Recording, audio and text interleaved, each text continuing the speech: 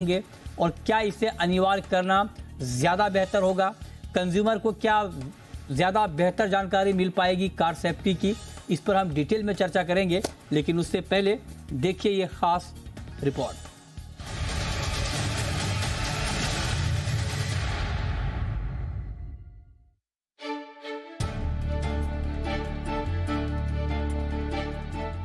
भारत में कारों की सेफ्टी को लेकर अब किसी विदेशी एजेंसी से नहीं बल्कि भारत एनकैप से रेटिंग मिलेगी। सरकार ने सेफ्टी रेटिंग के देसी वर्जन को लॉन्च कर दिया है। नए सेफ्टी रेगुलेशन देश भर में 1 अक्टूबर से प्रभावी हो जाएगा। इससे पहले भारत में बनी कारों को विदेशी एजेंसी ग्लोबल एनकैप यानी GNCAP और लैटिन एनकैप के जरिए सेफ्टी रेटिंग मिलती रही है। फिलहाल Bharat new car assessment programme यानी कि भारत एनकैप के तहत अब कारों का क्रैश टेस्ट किया जाएगा और उन्हें सेफ्टी रेटिंग दी जाएगी। I am confident that a day will come that we will be reasonably equal to China also, and the day will come that people will prefer, cost-wise and quality-wise, our automobile industry first in the world. That is really confidence in my mind, and I am sure about it. Bharat NCAP के लागू होने के फायदे की बात करें तो इससे कंज्यूमर्स के पास सुरक्षित कार खरीदने का विकल्प तो बढ़ेगा ही, साथ ही इंडियन ऑटोमेकर्स को सुरक्षित कारों के उत्पादन को प्रोत्साहन मिलेगा सो अलग। इतना ही नहीं, इससे देश में सेफ्टी को लेकर ओरिजिनल इक्विपमेंट मैन्युफैक्चरर्स यानी OEM के बीच एक हेल्दी कंपटीशन को भी बढ़ावा मिलेगा। इसका एक और बड़ा फायदा ये है कि अब देसी ऑटोमेकर्स को क्रैश टेस्ट और स्टार रेटिंग के लिए अपनी कारों को विदेश नहीं भेजना पड़ेगा, जो काफी महंगा पड़ता है। देश में कारों का क्रैश टेस्ट करने और उन्हें सेफ्टी रेटिंग देने के लिए पैरामीटर तय कर दिए गए हैं। भारत एनकैप के तहत 3.5 टन तक की गाड़ियों के सेफ्टी स्टैंडर्ड्स की रेटिंग होगी। कंपनियां वॉलंटरी अपनी गाड़ियां टेस्ट करा सकेंगी। भारत एनकैप क्रैश टेस्ट में कारों को अडल्ट ऑक्यूपेंट प्रोटेक्शन यानी AOP, चाइल्ड ऑक्यूपेंट प्रोटेक्शन यानी COP के आधार पर 1 से 5 स्टार तक सेफ्टी रेटिंग दी जाएगी। अडल्ट 5 स्टार रेटिंग के लिए 32 में से कम 27 पॉइंट्स और चाइल्ड सेफ्टी के लिए 49 में से 41 पॉइंट्स जरूरी होंगे। पेट्रोल डीजल के अलावा CNG, हाइब्रिड, EV कारों को भी भारत एनकैप के तहत रेटिंग मिलेगी। ट्रांसपोर्ट मिनिस्ट्री की मॉनिटरिंग कमेटी से मंजूरी मिलने के बाद BNCAP अपनी वेबसाइट पर सेफ्टी को स्टार रेटिंग और टेस्ट रिजल्ट्स की डिटेल जारी की जाएगी। वहीं भारत एनकैप के साथ सेफ्टी को लेकर सरकार ने गाड़ियों में M1 कैटेगरी यानी 8 सीटर यात्री कारों के लिए 6 एयरबैग्स को भी 1 अक्टूबर से अनिवार्य कर दिया है। वहीं आगे की सीट के साथ अब पिछली सीटों के लिए सेफ्टी बेल्ट लगाने की अनिवार्यता से भी सुरक्षा को बढ़ावा मिला है। सरकार की इस पहल से देश में सड़क दुर्घटनाओं में सालाना 4.5 लाख लोगों की मौत के आंकड़े में कमी तो आएगी ही, साथ ही लोगों की रोड सेफ्टी को लेकर अवेयरनेस भी बढ़ेगी। ब्यूरो रिपोर्ट, जी मीडिया। और आज की इस चर्चा में हमारे साथ मेहमानों का एक खास पैनल है। हमारे साथ हैं अरुण मल्होत्रा साहब, पूर्व MD निसान इंडिया के। हमारे साथ राजीव सिंह हैं, partner and leader consumer industry Deloitte के एशिया पैसिफिक। और साथ ही हमारे साथ रोनोजॉय मुखर्जी हैं, ऑटो एक्सपर्ट। आप तीनों का बहुत बहुत स्वागत है आज की इस खास चर्चा में। मेरा सबसे पहला सवाल अरुण मल्होत्रा जी आपसे होगा। सर, एक बड़ा कदम कार सेफ्टी की दिशा में भारत ने उठाया है और अब हमारा अपना स्टैंडर्ड होगा रेटिंग तय करने का। अभी तक हम ग्लोबल एनकैप पर डिपेंडेंट थे, लेकिन अब हमारा अपना होगा। आप जरा बताइए कि क्या भारत एनकैप आने के बाद क्या कंज्यूमर को ज़्यादा सेफ कारें मिल पाएंगी, ज़्यादा ट्रांसपेरेंट मैकेनिज्म होगा सर कार सेफ्टी पहचानने का भारत एनकैप के जरिए? जैसा कि आपकी रिपोर्ट ने कहा, ये लागू 1 अक्टूबर से हो रहा है, तो ये बहुत सराहनीय कदम है। क्योंकि पहले क्या होता था, कुछ गाड़ियां जाती थी और वहाँ टेस्ट विदेश में होती थी। अब हमारे देश में क्योंकि टेस्टिंग फैसिलिटी बहुत ही हाई लेवल की है, तो ये सब टेस्टिंग हिंदुस्तान में हो सकते हैं, कम खर्चे पे हो सकते हैं। यानी कि ऑल्दो इसका जो पहला हमने मुकाम रखा है ये है कि वॉलंटरी है, लेकिन जब कुछ गाड़ियों के वॉलंटरी बेसिस पे होगा तो मेरे ख्याल से सारे मैन्युफैक्चरर अपनी सब गाड़ियों को टेस्ट कराना चाहेंगे और उससे कस्टमर्स को इस बात का ज्ञान हो जाएगा कि भाई कौन सी गाड़ी में फ्रंट पे, रियर पे और इसकी बॉडी में, डिज़ाइन में किस तरह की सेफ्टी फीचर है। जैसा कि आपने कहा कि 4.5 लाख मृत्यु होती है देश में, तो ये सब इसमें काफ़ी गिरावट आएगी और मेरे ख्याल से सुरक्षा का जो कवच देश में इस पर फैलेगा। लेकिन एक बात मैं साथ में और कहना चाहता हूँ कि जो हमारे देश में सुरक्षा नियम है, चाहे वो ओवर स्पीडिंग के हो, चाहे सीट बेल्ट पहनने के हो, चाहे रॉन्ग साइड ड्राइविंग के हो, उन नियमों का भी पालन करना बहुत ज़रूरी है। कि अगर उन नियमों का पालन ना किया जाए तो ये सारा जो हम दारोमदार कर रहे हैं कि एनकैप से सब कुछ हरा भरे खेत हो जाएंगे, हरियाली आ जाएगी, ऐसा नहीं होगा। तो साथ में सुरक्षा का जो एक होती है कि ग्राहकों में एक रुझान बढ़ाना पड़ेगा, ग्राहकों में एक जागृति बढ़ानी पड़ेगी और साथ में एक पाबंदी भी करनी पड़ेगी और एक सरकार को सख्त कदम लेने होंगे कि जो भी नियम बनते हैं उनका पालन हो। तब इसका सब एनकैप का असली लाभ ग्राहकों को और हमारे देश में हो पाएगा। ठीक है, ये बहुत महत्वपूर्ण सुझाव हैं। अब रोनोजॉय मुखर्जी जी, आप जरा बताइए सर, आप तो चूंकि लगातार ऑटो इंडस्ट्री को बहुत करीब से देखते आए हैं, अभी तक का जो पैरामीटर है कार सेफ्टी को देखने का, समझने का, वो ग्लोबल है। ग्लोबल एनकैप के जरिए हम समझ पाते हैं कि कौन सी कार कितनी सेफ है, क्या रेटिंग है उसकी। आप जरा बताइए कि जो ग्लोबल एनकैप का पैरामीटर है सेफ्टी मेजर करने का और जो भारत एनकैप का पैरामीटर होगा, दोनों में क्या फर्क आप देख रहे हैं और ज्यादा अच्छा पैरामीटर कौन सा है सर, ग्लोबल एनकैप का या फिर हमारा अपना पैरामीटर ज्यादा बेटर होगा? देखिए, जहां तक पैरामीटर्स की बात आती है, इसमें कोई शक नहीं है कि हमारा जो भारत एनकैप है ये बहुत ही अच्छी तरह सोचा गया है। इस पॉलिसी पे काफी टाइम बिताया गया है। तो और हमारी जो कंडीशंस है, हमारे भारत की जो कंडीशंस है वो काफी यूनिक हैं। वो बाहर की तरह नहीं है। यहाँ पे अदर कंसिडरेशंस बहुत होती है, vehicular traffic, non vehicular traffic, बहुत सी चीजें होती है। मेरे को लगता है हमारा जो स्टैंडर्ड है भारत एनकैप का, ये इनफैक्ट काफी तरह से ग्लोबल एनकैप से भी बेटर होगा। अच्छे स्टैंडर्ड्स होंगे और जो डिफरेंसेस है वो तो होंगे, क्योंकि जो हमारे देश के लिए गाड़ी बनेगी, जो हमारे मंत्री जी ने ये भी बोला है, ये गाड़ी एक्सपोर्ट भी होंगी, उनको एक वो फ्लिप भी मिलेगा। लेकिन जो हमारे देश के लिए गाड़ी बनेगी वो एक बहुत अच्छे स्टैंडर्ड पे होगी, भारत एनकैप के स्टैंडर्ड्स पे होगी और हम कंज्यूमर के लिए अल्टीमेटली ये बहुत फायदेमंद रहेगा। अच्छा, तो आप कह रहे हैं कि जो हमारा पैरामीटर होगा वो ज्यादा बेटर होगा कंपेयर टू ग्लोबल एनकैप का, और चूंकि हमारे यहाँ बहुत डाइवर्सिटी है, अलग अलग नियम कानून है, तो आप कह रहे हैं कि उसके लिहाज से इसे डिजाइन किया गया है, तो ये ज्यादा बेहतर होगा लोगों को सेफ्टी के मापदंड समझने में। अब राजीव जी, आप हमें ये बताइए सर कि कंज्यूमर के पॉइंट ऑफ व्यू से अगर मान लीजिए कोई कार है और जिसकी सेफ्टी रेटिंग ग्लोबल एनकैप पर कुछ और है और हमारे भारत एनकैप पर कुछ और होगी, तब क्या थोड़ा बहुत कंफ्यूजन रहेगा? मान लीजिए सेम कार की रेटिंग अगर ग्लोबल एनकैप में कुछ और हो, भारत एनकैप में कुछ और हो, तो फिर इस कंफ्यूजन को कोई कंज्यूमर कैसे दूर करे अपने लिहाज से? इसका क्या रास्ता होगा? नहीं, देखिए, जैसे अभी अभी आपने सुना कि जो भारत के जो टेस्ट पैरामीटर्स हैं वो ग्लोबल टेस्ट पैरामीटर्स के साथ ऑलमोस्ट मिलते जुलते ही हैं। हो सकता है कि कुछ पैरामीटर्स हमारे ज्यादा टाइट हो इंडियन कंडीशंस को ध्यान में रखते हुए। और जहां तक इंडियन व्हीकल्स की बात है, मुझे लगता है कि ज्यादातर OEMs अब यही कोशिश करेंगे कि वो अपनी व्हीकल्स को यहाँ इंडियन टेस्ट फैसिलिटीज पे क्रैश टेस्ट करवाए, उसमें से रेटिंग जो आती है वो रेटिंग को वो पब्लिश करेंगे।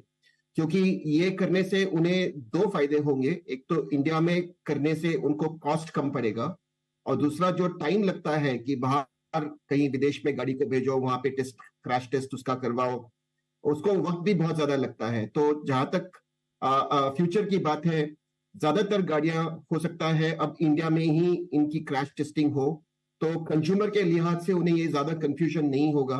लेकिन जैसे इंडियन सेफ्टी से रिलेटेड कॉन्शियस है, मेरे ख्याल से ये एक बहुत अच्छा कदम है, क्योंकि सारे कंज्यूमर्स को जो भी गाड़ी वो खरीद रहे हैं वो देख पाएंगे कि वो 2 स्टार है, 3 स्टार है, 4 स्टार है, 5 स्टार है, कितने स्टार्स है, और उस लिहाज से वो अपना डिसीजन कर पाएंगे। तो मुझे नहीं लगता कि इसमें उन्हें कोई कंफ्यूजन होगा। Over a period of time एक तरह का तालमेल हो जाएगा कि इंडिया में क्या रेटिंग है, उसकी ग्लोबल में क्या रेटिंग आती है। लेकिन जहां तक मेरा अंडरस्टैंडिंग है, ये रेटिंग में कोई ज्यादा फर्क नहीं होना चाहिए। इंडिया में भी वही रेटिंग होगी जो ग्लोबल रेटिंग आती है। ओके, ठीक है। लेकिन अब एक सवाल, अब अरुण जी मैं आपसे ये पूछना चाह रहा हूँ, अभी तो इसे वॉलंटरी बेसिस पे किया जाएगा जब 1 अक्टूबर से इसकी शुरुआत होगी, लेकिन क्या आपको लगता है कि चूंकि सेफ्टी पैरामीटर बहुत महत्वपूर्ण है, तो क्या आपको लगता है कि इसे मैंडेटरी कर दिया जाना चाहिए कि एकदम आपको ये सेफ्टी रेटिंग लेनी ही लेनी है, भारत एनकैप के क्रैश टेस्ट से गुजरना ही गुजरना है? क्या ये कार कंपनियों के लिए मैंडेटरी कर दिया जाए सर कर देना चाहिए आपके हिसाब से? पहले ये वॉलंटरी किया गया है। वॉलंटरी से सबसे बड़ा फायदा ये होगा कि अभी से ऑलरेडी सरकार ने कहा है 20 मॉडल्स की ने अपना रुझान अपने व्यक्त किया है कि वो गाड़ियों को एनकैप में करना चाहेंगे। और मेरे ख्याल से जो 20, 30, 40 मॉडल होंगे तो जो मैन्युफैक्चरर अपने मॉडल नहीं कराएगा उन पे ये उनकी छवि पर, उनकी जो सेफ्टी पर एक बड़ा बुरा असर पड़ेगा। तो मेरे ख्याल से चाहे शुरुआत में वॉलंटरी है, पर एक तरह से वॉलंटरी का जो कस्टमर का प्रेशर होगा, ग्राहक का प्रेशर होगा, मार्केट का प्रेशर होगा, उसके कारण ये वॉलंटरी अपने आप मैंडेटरी बन जाएगा। और दूसरा, वॉलंटरी से शुरुआत करके मैंडेटरी सरकार कभी भी कर सकती है। अच्छा, तो मेरे ख्याल से इसका कोई अभी फर्क नहीं पड़ेगा। वॉलंटरी अपने आप में अच्छी कदम है। हाँ, और अपने आप राइट, ये सवाल पूछने का मेरा मकसद ये है, जो बात आप कह रहे हैं कि कार कंपनियों के ऊपर एक प्रेशर होगा पब्लिक का, लेकिन जो अभी सर बाइंग का ट्रेंड है कारों का हमारे यहाँ, आपको लगता है कि उसमें सेफ्टी पैरामीटर सबसे ऊपर है? क्योंकि आप देखिए कि लोग फीचर पर ज़्यादा फोकस करते हैं और कई बार ये होता है कि कार की रेटिंग कम भी है, फीचर बहुत बेहतर है तो उसकी बिक्री बहुत ज़्यादा होती है। किसी कार की रेटिंग अगर 5 भी है ग्लोबल एनकैप में अभी, चूँकि हम उसी को अभी देख रहे हैं, तो उसकी बिक्री बहुत कम हो जाती है। तो सेफ्टी पैरामीटर हमारे बाइंग ट्रेंड में कहाँ पर खड़ी है और क्या इसमें कोई बड़ा बदलाव अभी आप आगे देख रहे हैं? तो जो अच्छा आपने सही कहा कि अभी तक जो रुझान कस्टमर का है या कस्टमर का आकर्षण है फीचर्स पे ज़्यादा है, लेकिन जब हमारी एनकैप हिंदुस्तान से होगी तो इसकी आवाज़ मीडिया के थ्रू, पब्लिक के थ्रू, गवर्नमेंट के थ्रू इतनी बुलंद होगी कि इसकी अवेयरनेस बढ़ेगी। और ये मार्केट एवोल्यूशन का एक ये तरीका होता है कि पहले गाड़ी आती है, फिर उसके फीचर्स आते हैं, फिर सेफ्टी आती है। तो मेरे ख्याल से ये कदम उस पर ये सही बैठेगा और मुझे लगता है कि अगले 2-3 सालों में जो आज शायद लगता है कि सुरक्षा पे इतना ध्यान नहीं है कस्टमर्स का, ये बढ़ेगा। ओके, ठीक है। अब रोंजा मुखर्जी जी, आप जरा हमें सर बारीक बातें कुछ और बताइए, क्योंकि एक आम कंज्यूमर के लिए सेफ्टी रेटिंग का मतलब ये होता है कि आप एक बार देख लो कि 5 रेटिंग है कि 3 या 4, उसके आधार पर लोग कहते हैं कि 5 है तो बेस्ट है ये लो, या 3 है तो कम है। लेकिन सर अगर रेटिंग को या कार की सेफ्टी को और डिटेल में समझना हो तो सबसे ज़्यादा फोकस कहाँ पर करना चाहिए? कौन सी सेफ्टी सबसे ज़्यादा बेहतर कार में होनी चाहिए जिसको देखकर कोई कंज्यूमर कार खरीदे? ये जरा तरीका बताइए सर हमें सेफ्टी रेटिंग पढ़ने का। देखिए, सरकार ने इसमें बोला है कि 5 स्टार रेटिंग होगा 2-3 पैरामीटर्स में। एक तो एडल्ट सेफ्टी में होगा, एक चाइल्ड सेफ्टी में होगा। साथ ही अगर इसको विस्तार में देखा जाए तो इसमें काफी टेस्ट होंगे। फ्रंट एंड टेस्ट होगा, ऑफसेट टेस्ट होगा, साइड इम्पैक्ट होगा, रेयर एंड होगा, सारी चीजें होंगी। ये डिटेल में एक रिपोर्ट हर गाड़ी की अवेलेबल होगी। जो कस्टमर इसे अच्छी तरह स्टडी करके एक डिसीजन लेना चाहता है वो ले सकता है। जिनको ज्यादा समझ नहीं है वो सीधा इसकी रेटिंग देख सकते हैं, क्योंकि जैसे अप्लायंसेस वगैरह पे एनर्जी रेटिंग आती है वैसे ही सेफ्टी रेटिंग गाड़ी के लिए डिस्प्ले किया जाएगा। जैसे हमने बात की कि 5 star adult rating, 5 star child rating, ये देख के एक अंदाजा हो जाएगा कस्टमर को कि कितने स्टार मिले हैं, उस हिसाब से कितनी सेफ है गाड़ी। ये लेमैन के लिए है। लेकिन हाँ, सरकार ने बोला कि डिटेल रिपोर्ट्स भी अवेलेबल होंगी गाड़ी की, तो हर मॉडल का, हर मैन्युफैक्चरर का वो रिपोर्ट ग्राहक पढ़ पाएगा और अपने एक डिसीजन ले पाएगा। अच्छा, मान लीजिए सर मैं एक सवाल इससे जोड़ता हुआ आपसे ये पूछूं, एक कंज्यूमर के लिहाज से, कि कितनी रेटिंग वाली गाड़ी खरीदनी चाहिए? 5 तो ठीक है कि बेस्ट है, उसमें कोई कंफ्यूजन नहीं है, लेकिन क्या 4 रेटिंग गाड़ी खरीद लेनी चाहिए, या कोई अगर किसी कार की रेटिंग 3 है तो क्या उसको खरीदनी चाहिए, नहीं खरीदनी चाहिए? आप एज एन एक्सपर्ट क्या सुझाव देंगे? कितनी रेटिंग से ऊपर गाड़ी खरीदें और कितनी से कम पे ना खरीदें? देखिए, मेरे हिसाब से तो गाड़ी की कम से कम 4 रेटिंग जो है उससे नीचे जानी नहीं चाहिए। 4 या 5 रेटिंग गाड़ी की, 5 तो बेस्ट है ही, सब जानते हैं, लेकिन मेरे हिसाब से गाड़ी के 4 रेटिंग के नीचे नहीं जाना चाहिए। ऐसी गाड़ी थोड़ी, मतलब मैं ये नहीं कहूंगा कि अनसेफ है, मैं सिर्फ ये बोलूंगा कि इसको अपनी कंसिडरेशन में आपको नहीं लानी चाहिए, खासकर अगर आप फैमिली वाले हैं, और ये चीज आपको देखनी चाहिए। और चाइल्ड रेटिंग बड़ा इंपॉर्टेंट है। अगर आपके घर में बच्चे हैं फिर मैं सजेस्ट करूंगा कि आप कम से कम उसमें भी 4 के नीचे ना जाएं। अच्छा, तो ये देखिए, ये साफ हो गई। जो कंज्यूमर इस वक्त हमें देख रहे हैं उनके लिए ऑटो एक्सपर्ट की राय कि आप सेफ्टी पैरामीटर को ध्यान से देखें, वो बहुत ज़रूरी है जब आप गाड़ी सड़क पर चलाते हैं। छोटा सा ब्रेक के बाद मुद्दे पर कुछ और महत्वपूर्ण सवाल अपने तीनों एक्सपर्ट से तुरंत लौटते हैं।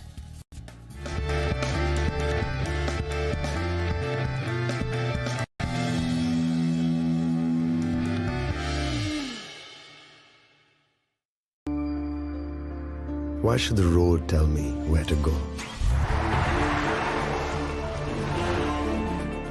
Why should anything come between me and the stars? Every journey brings its own questions. You bring your own reply. LIC प्रस्तुत करता है धन वृद्धि, एक आकर्षक सिंगल प्रीमियम पॉलिसी जो देती है आपको हाई गारंटीड एडिशन के साथ गारंटीड मैच्योरिटी। जल्दी करें, आज ही अपने LIC एजेंट से संपर्क करें। स्वाद है सब याद है, हम तुम सब कुछ याद है। हम तुमको कैसे भूलें? 24 को हम तुम क्रैकर्स बिस्किट्स।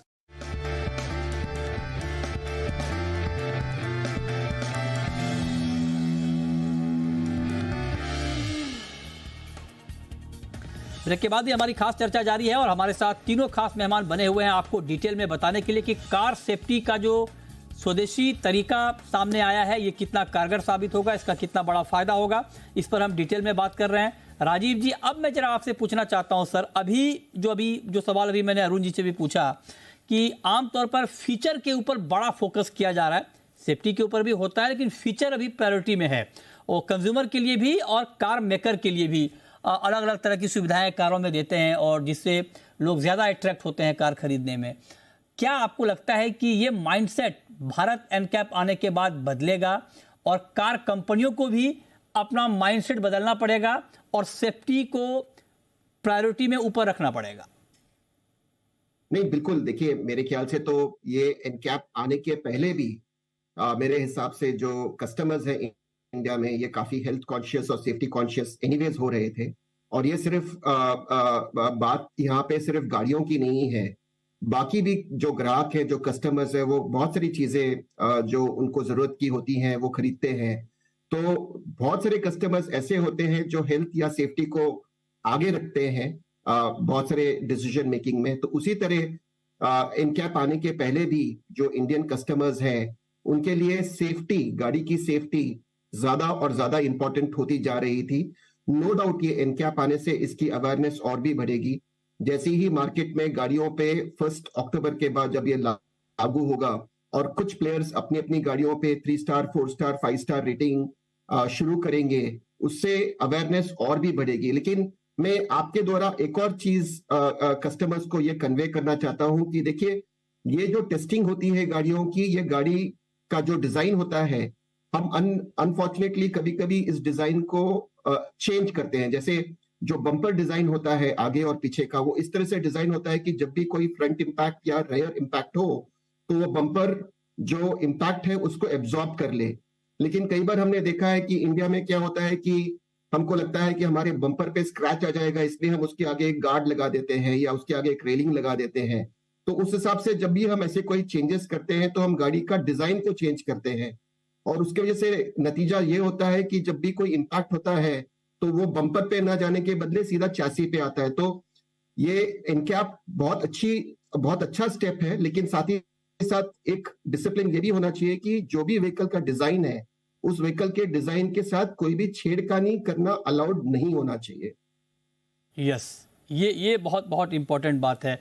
अरुण जी, आप तो सर निसान इंडिया के एमडी रह चुके हैं, आप जरा बताइए कि कार कंपनियां जब सेफ्टी का ध्यान रखें तो उनके लिए क्या ज़रूरी है, कौन सी सेफ्टी पर ज़्यादा फोकस करना चाहिए और उसका तरीका क्या होना चाहिए? मतलब मेरा पूछने का मतलब ये है कि सेफ्टी तो ठीक है, लेकिन क्या इंजन की सेफ्टी या बॉडी की सेफ्टी या पर्टिकुलर कोई और सेफ्टी की तरफ आप बताना चाहेंगे जिसके ऊपर भारत में कारों पर ज़्यादा फोकस होना चाहिए आपके हिसाब से, रोड को देखते हुए? जैसा कि आप जानते हैं, पिछले कुछ सालों में काफी परिवर्तन आया है। तो जो सेफ्टी है, कई पैसिव सेफ्टी है कई गाड़ियों में, जैसे कि अब 3 पॉइंट सीट बेल्ट है। अब आज बात की जा रही है कि रिवर्स का पता लगे कि रिवर्स पे एक साउंड आती है, साथ में कई और फीचर्स ऐड किए जा रहे हैं। तो पैसिव सेफ्टी का काफी महत्व बढ़ गया है गाड़ियों में। तो इसके कारण जो है ऑलरेडी एक्शन शुरू हो गया। दूसरा, ये 6 सीट बेल्ट जो 1 अक्टूबर से कंपलसरी की जा रही है गाड़ियों में। तो जब ये एक्टिव सेफ्टी, पैसिव सेफ्टी जो कि गाड़ी का फीचर ऑलरेडी हैं या बन गई हैं, उसके साथ ये एक्टिव सेफ्टी जो डिज़ाइन है, शेल का है, बॉडी का है, इसका कॉम्बिनेशन होगा तो ये बहुत यूनिक होगा। और मेरा ये मानना है कि जब तक हम जो पैसिव सेफ्टी है, और खासकर मैं सीट बेल्ट की तरफ ध्यान देना चाहता हूं कि सीट बेल्ट का जब तक हम अनिवार्य नहीं करेंगे, और फ्रंट सीट बेल्ट नहीं, रियर सीट बेल्ट का, तो हमें उस एक्टिव सेफ्टी जो हमें अब हो रही है उसका पूरा लाभ नहीं होगा। तो पैसिव सेफ्टी में पिछले 3 सालों में सरकार ने 2 चीज़ों पे खास ध्यान दिया है, एक तो एमिशन नॉर्म्स पे और सेफ्टी पे। तो कई चीज़ें सेफ्टी पर ऑलरेडी काफ़ी अलग पैगाम पे, अलग पैदान पे पहुंच गई है। तो इसके साथ जब ये क्रैश टेस्ट का भी सेफ्टी का फोकस आएगा और इस पे स्टार रेटिंग होगी तो इसका बहुत बड़ा बेनिफिट मिलेगा। तो पैसिव सेफ्टी और एक्टिव सेफ्टी का एक तरह से संगम चाहिए कि जब हमें पूर्ण सेफ्टी मिले। तो एक्टिव सेफ्टी और पैसिव सेफ्टी दोनों के ऊपर फोकस होना चाहिए, आप ये कह रहे हैं। लेकिन रंजन मुखर्जी जी, आप जरा हमें ये बताइए सर कि एक कंज्यूमर के तौर पर जब मैं सेफ्टी पैरामीटर को देखूं कि ये कार सेफ है मेरे लिए, में तो मुझे किस सेफ्टी पर ज़्यादा फोकस करना चाहिए, उसको कहाँ कैसे देखना चाहिए कि हाँ अगर इस कार में ये फीचर है, ये सेफ्टी अच्छा है तो इसके ये कार मैं ले लूँ। मतलब मैं जब कार खरीदने जाऊँ तो कौन सी सेफ्टी के ऊपर मेरा फोकस होना चाहिए? देखिए, जहां तक सेफ्टी की बात है, हमारा, हम सबका, आपका, मेरा, दर्शकों का, ग्राहकों का, सबका फोकस जो है थोड़ा चेंज होना चाहिए। आज के डेट में हम गाड़ी जब खरीदने जाते हैं तो क्या देखते हैं, जैसे खुद राजीव जी ने भी, अरुण जी ने भी, सबने बताया, लोग क्या करते हैं कि लोग गाड़ी जब देखते हैं तो ये देखते हैं कि हाँ जी इसमें ये फीचर है, इसमें वो फीचर है, इसमें सनरूफ है, Android auto, car play, seat cooling, ये सब चीजें बात की बातें हैं। हमें देखना चाहिए कि गाड़ी कितनी सेफ है, सेफ्टी रेटिंग क्या है। Safety rating should be number 1।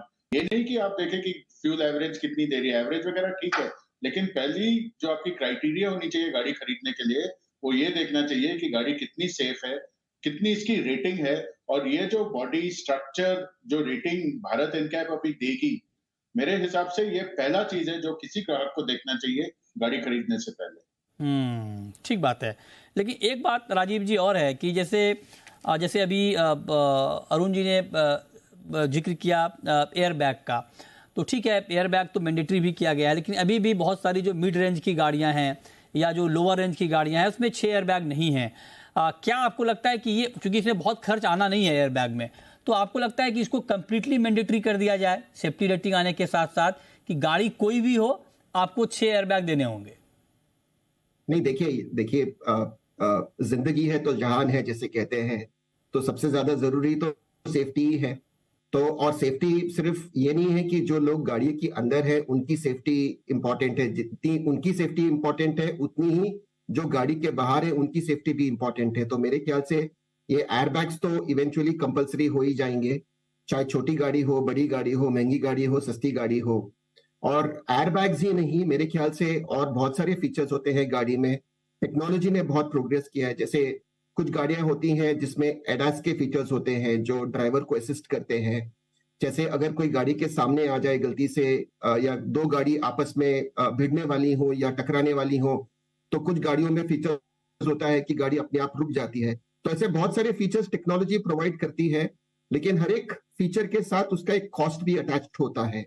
लेकिन जैसे जैसे हम देख रहे हैं अभी सेफ्टी ज्यादा इंपॉर्टेंट होती जा रही है डिसीजन मेकिंग में, और जैसे जैसे ये होगा उसी तरह जो डिमांड है कस्टमर्स की वो भी सेफ्टी फीचर्स की तरफ ज्यादा बढ़ेगी।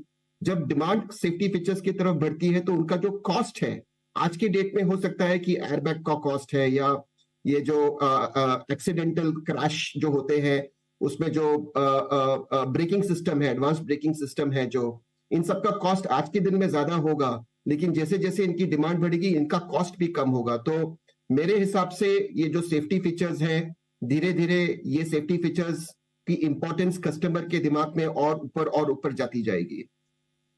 ठीक बात है। तो एक लास्ट क्वेश्चन अरुण जी आपसे मेरा ये होगा कि हमारे यहाँ की सड़कों को देखते हुए, हमारे यहाँ के ड्राइविंग पैटर्न को देखते हुए, ट्रैफिक सिचुएशन को देखते हुए, कौन सी सेफ्टी ज्यादा महत्वपूर्ण है कारों की? इस पे चुनाव नहीं किया जा सकता कौन सा इंपॉर्टेंट है। जहां तक सड़कें बनाने का है, साइंटिफिक सड़कें बनाने का एक प्रोग्राम है, इसको अमल ठीक से करना है साथ में। दूसरा, जैसे कहा मैंने, सेफ ड्राइविंग है, इसमें जागरूकता और चेतना हमें यंग जनरेशन से शुरुआत करनी है, जिससे कि न केवल ये पार्ट ऑफ लाइफ कल्चर हो जाए। आज की तारीख में हमारी लाइफ का कल्चर नहीं सर, मैं मुझे लगता है मैं सवाल आपको उसके बाद नहीं, मेरा सवाल सर आपसे ये था कि जब गाड़ी की सेफ्टी की बात हो और जब कारों में सेफ्टी फीचर डाले जाएं, तो हमारे यहाँ के सिचुएशन को देखते हुए कहाँ पर ज़्यादा फोकस कंपनियों को करना चाहिए ताकि हम एक्सीडेंट के खतरों से या दुर्घटना के खतरों से बच पाए? तो मेरा ये मानना है, हम किसी को एक भाग को विशेष ध्यान नहीं दे सकते, तीनों चीजें हमें करनी है एक साथ। हमें रोड सेफ्टी का भी फोकस करना है, हमें जो व्हीकल ड्राइविंग जो हैबिट्स हैं हमारी उस पर भी फोकस करना है, और साथ में जो हम क्रैश टेस्ट का कर रहे हैं तीनों करना है। तो तीनों का संगम जरूरी है, इसमें हम चुन नहीं सकते कि ये करें या ये नहीं करें, ये नहीं करें। तीनों अलग अलग स्टेक होल्डर्स हैं, सबको अलग ध्यान देना है। नहीं तो पुरानी कहावत लखनऊ की हो जाएगी, पहले आप पहले आप सड़कें कीजिए, हम गाड़ी बनाएंगे, या पहले गाड़ी कीजिए, सड़क बनाए जाएंगे। और मैं सिर्फ इसको मैं 2 शब्दों में एक छोटी सी पंक्ति के साथ कहना चाहूंगा। आपने कहा कि फीचर्स पे फोकस था, तो मैं सिर्फ यही कहना चाहूंगा, फीचर्स का राग हुआ पुराना, अब है फीचर्स और सेफ्टी के संगम का नया जमाना। ये हमें नारा बुलंद करना पड़ेगा। हाँ, ठीक बात है, सेफ्टी तो बिल्कुल प्राथमिकता होनी चाहिए। बहुत शुक्रिया अरुण जी आपका, अरुणजय मुखर्जी जी आपका, और अरुण मल्होत्रा जी आपका हमारे साथ आज की इस खास चर्चा में जुड़ने के लिए और बताने के लिए कि जो ऐतिहासिक कदम उठाया गया है अपना सेफ्टी स्टैंडर्ड लाने का, इसका कितना बड़ा फायदा होगा। आप तीनों का बहुत शुक्रिया। छोटा सा ब्रेक के बाद भी खबरें लगातार जारी हैं। नमस्कार।